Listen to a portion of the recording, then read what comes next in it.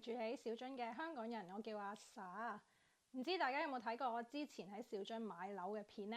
大家有睇過嘅話，就知道我用一個超級平嘅價錢買咗而家呢個屋企啦。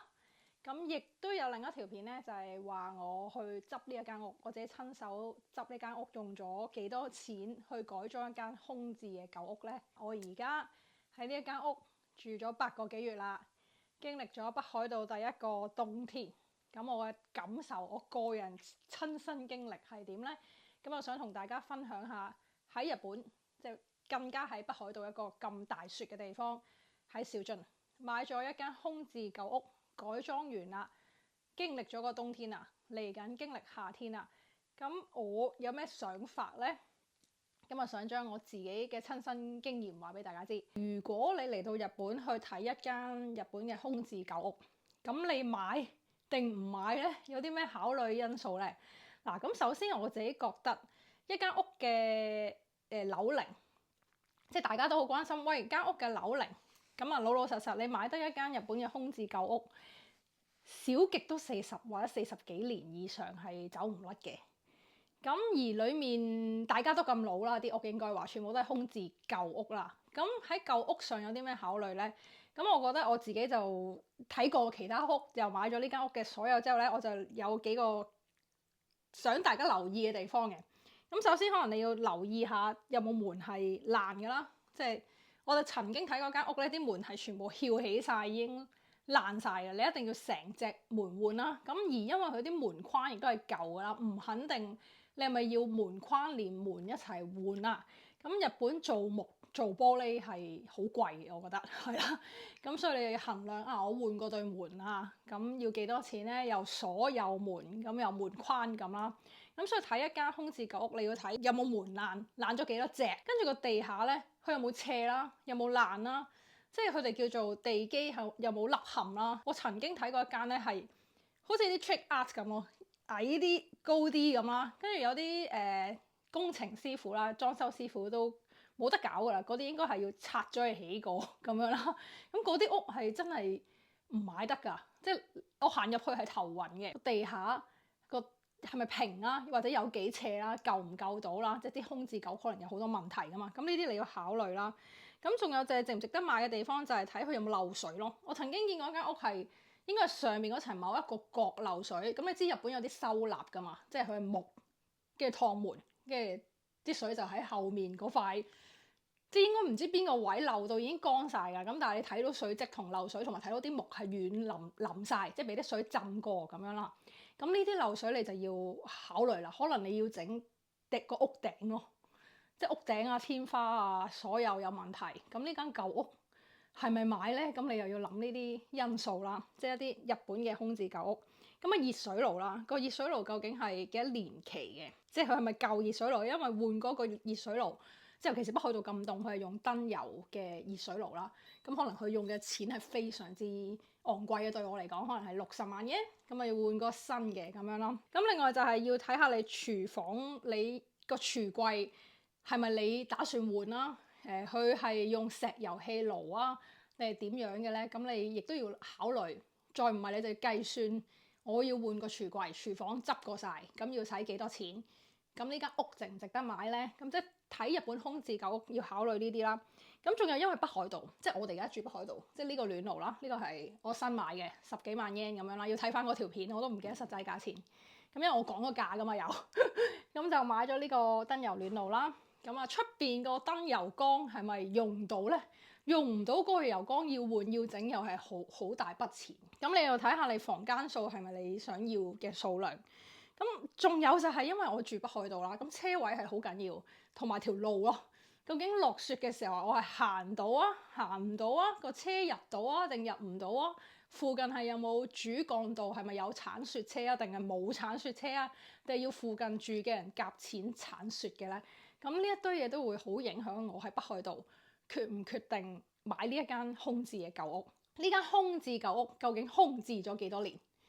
即係所有水電啦、門啦、熱水爐啦，所有嘢究竟係有幾耐冇人用咧？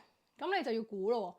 喂，原來佢6年冇人用嘅，咁你就要諗啦。究竟水電係咪冇問題呢？電就基本上冇問題，啲水管有冇問題呢？有冇因為落雪結冰爆裂呢？啲水管？又或者個熱水爐已經6年冇開過，係咪要換呢？你要諗咯。原來空置咗6年。咁另外就係空置嘅期間，究竟嗰間屋係全部都係雜物啦？我曾經見過一間屋係有飯盒鋪喺台，但係嗰間屋係空置咗7年啊！即係7年嚟呢啲飯盒係擺咗喺度7年咯，係冇執過，全屋嗰啲地氈啊、床啊、梳化，所有嘢係原封不動咁樣，但係空置咗7年。咁呢啲屋我唔會買咯，我會想去執乾淨，即係間屋冇嘢㗎，即係冇有人住嘅嘢喺度嘅，即原生冇嘢嘅樣，去衡量買唔買緊要啲咯，我覺得。咁當然有啲門爛啊，或者要換熱水爐啊，咁嗰啲嘢都預算內。即係如果你問我，我覺得要執一間水電結構基本冇問題嘅屋，天花冇穿嘅咁樣啦，亦都冇漏水跡象。即係結構呢啲叫冇問題嘅咧，即係執內部一啲可能換熱水爐啦，可能換門啦、換框啦咁樣，個地基冇事咁樣啦。咁100萬yen內應該點都執到，執乾淨，執好間屋，即係執㗎咋，唔係講買傢俬，即係執翻個結構。咁應該係冇乜問題嘅。買空置舊屋咧，除咗諗完以上跟因素，覺得喂呢間都值得買嘅時候咧，我覺得都有2種想法嘅。第一種想法就好似執到寶咁咯，即係我覺得呢間屋，我而家住呢間屋咧，我覺得算係執到寶嘅。雖然佢位置唔夠靚，但係結構上基本上係冇問題。咁我只要換咗啲自己需要嘅嘢，咁擺我自己用嘅床、洗衣機、雪櫃，基本上係住得啦嘛。咁所以呢個算係執到寶，即係喺個咁嘅價錢、咁嘅質素，即係我其實出邊已經有巴士嘅都。咁都係嘅，呢個係執到寶嘅狀態。咁另一個狀態咧，可能就係佢間屋可能好舊，或者有頭先我列出嘅問題嘅某一啲問題。不過佢個位置好靚，即係執靚晒所有，個 budget 高啲。咁但係呢一個空置舊屋就成為咗寶啦咁咯，係啦。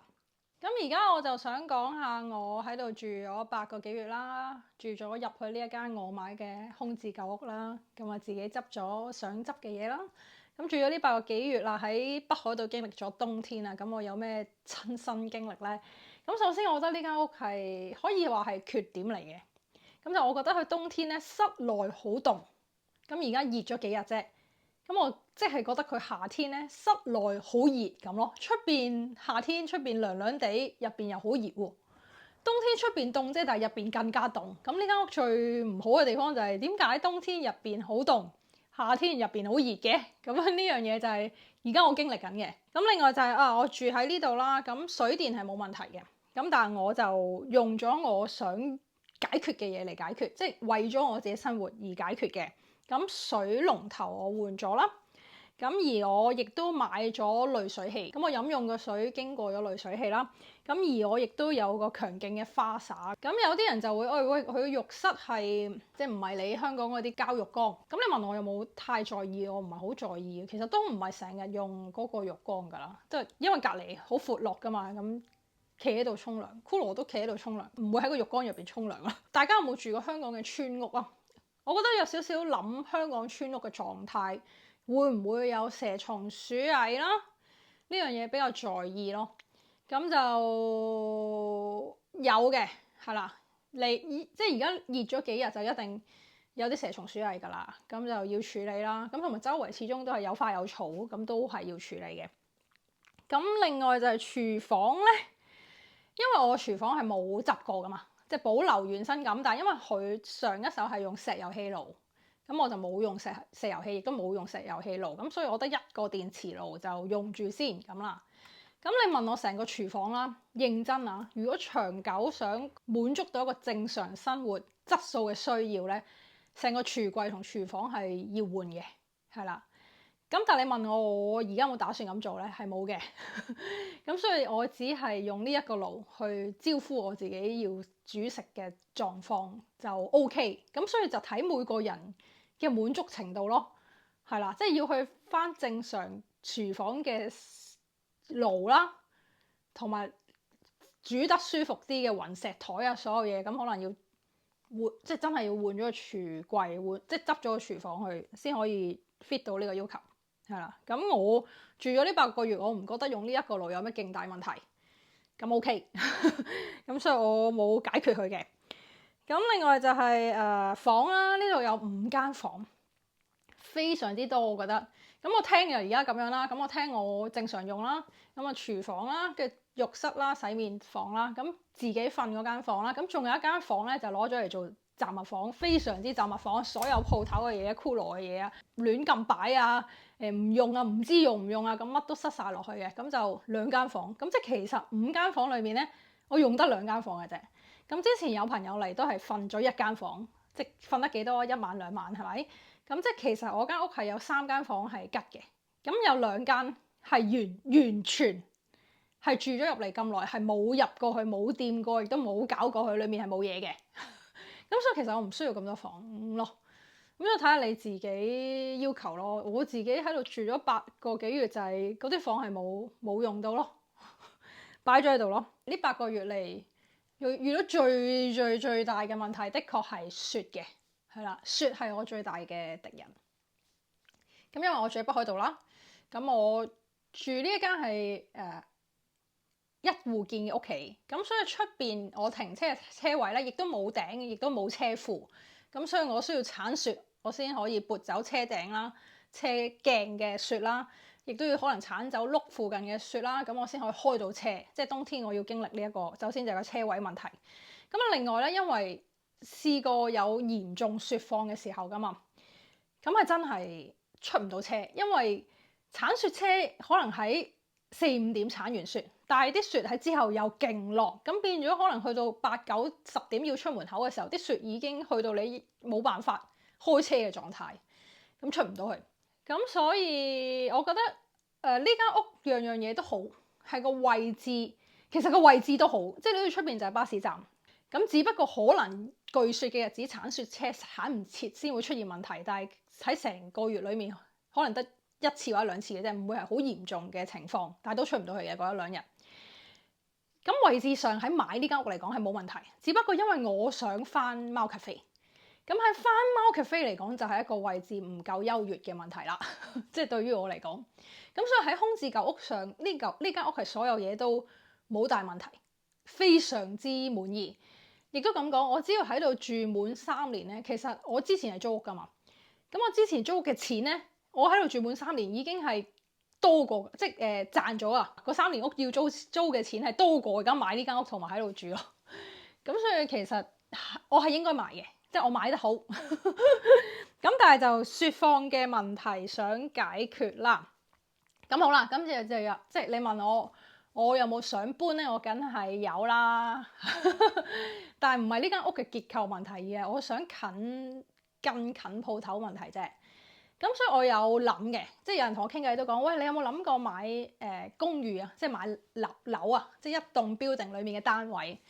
咁我諗過嘅，不過日本真係好多其他要考慮嘅因素，即係包括就係喂，你養狗喎，佢喺個大廈入邊會唔會甩毛㗎？佢可唔可以如果有 lift 啊，佢可唔可以唔搭 lift 行樓梯嘅？又或者可唔可以喺大廈入邊你只能夠抱佢，佢唔可以行？有好多可能呢個公寓一個大廈入邊嘅要求，個管理有管理處㗎嘛，要交管理費嘅，咁佢會揾我咯。可能有呢一堆要求係唔出奇嘅，即係我唔排除我買嗰個單位係冇呢一切嘅問題。如果有咧，我就會覺得頂，咁我做咩要買呢度？係咯，咁所以買公寓又有呢種考慮。咁當然買公寓即係買樓裏面嘅單位係唔使除雪嘅，咁佢係有人除雪㗎啦。你個大廈一定出入到啦。如果有車位，佢一定會令你個車位泊到車咁樣嘅。咁但係就喺養狗嘅問題啦，仲有就係鄰居嘅問題啦。咁可能啲樓唔係結構咁，香港已經好叻㗎啦，好厚㗎啦，可能係比較薄啦，即係牆身比較薄。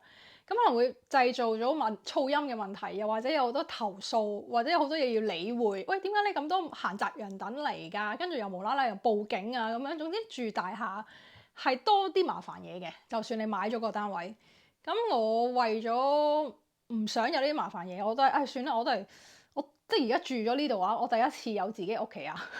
咁我都係覺得，我買翻一戶建啦。咁但係其實可以唔使咁多房嘅，我覺得4間房已經好多啊。而家呢度5間房更加唔使，咁即係我再買可以買細少少。咁預計細啲應該係平翻啲嘅。咁即係唔好用呢間嚟計，呢間係特別平啊。咁所以你問我係想買嗰一間新嘅屋企嘅，睇下可唔可以揾到間300零萬 yen 內嘅屋啦。但係個位置係我最大要求。我咧簡單啲講就係我想暴雪咧，我都可以夾硬行，我都可以翻到鋪頭。呢個係我而家揾嘅位置咯。咁點解咧？因為其實而家我已經有個 staff 住得比較近鋪頭咧，喺暴雪嘅時候咧，佢係會救命行翻鋪頭幫我湊貓嘅，因為啲貓好緊要。咁所以暴雪嘅時候有呢個 staff 可以翻去。但係認真，即係如果有得揀咧，我想冒呢個險嘅人係我咯，就唔係我其他人要去冒險翻鋪頭咯。咁所以如果我可以住喺一個就算暴雪嘅時候我都行到翻鋪頭嘅屋咧，我會係而家優先考慮。我哋講緊養貓啊，你即刻衝過嚟，我帶咗佢翻屋企。Lucky。咁頭先講過啦，如果我考慮一個靚嘅位置咧，就算間屋勁舊勁殘，可能都係會好貴，即係會偏貴，就唔係呢啲咁平咁啦。咁但係就咁講啦，可能佢舊啲殘啲，位置好好，咁可能裝修唔止100萬 yen，係要300萬 yen。咁咪諗咯，即係我可能揀間300零萬嘅屋，然之後維修結構300零萬，咁可能700萬 yen 裡面，即係30幾萬港紙啫。即係加埋啲不動產啊、司法書士啦、雜可能40萬港紙。咁如果40萬港紙可以住到一個位置好好，裡面又已經即係我換晒個櫥櫃，即係我執得好理想、有正常生活質素嘅屋企咧，咁我覺得係可以考慮嘅。即係雖然我話我會再買啫，但係唔係而家。我都再講過呢度住滿3年咧，我先鋸嘅。咁所以應該會喺度住滿3年之後，或者3年內啦，試下尋找呢個屋企啦，即係新屋企啦。咁就睇下會唔會再買一間屋嘅。咁呢間屋我亦都唔擔心嘅。點解？因為小津咧突然間而家起緊3棟酒店啦。咁呢度啲樓價亦都保持到個潛力，咁所以唔係好擔心。咁如果呢度要賣出去，咁到時咪賣出去咯。再唔係就成棟租出去，咁我都唔知啊。即係呢間屋之後再算啦，咁咯。咁所以但係我就老老實實，我會揾屋咯，即係會想再買多間喺小津嘅空置舊屋一戶建。咁今次就同大家講咗我覺得啦，喺日本買空置舊屋有啲咩需要注意嘅地方咯，同埋我喺呢一間屋住咗8個幾月啦，尤其是喺北海道過冬天，嚟緊要過夏天，咁啊親身嘅感受係點呢？咁就話俾大家知，希望幫到大家啦。咁我係小津住嘅香港人，我叫阿灑。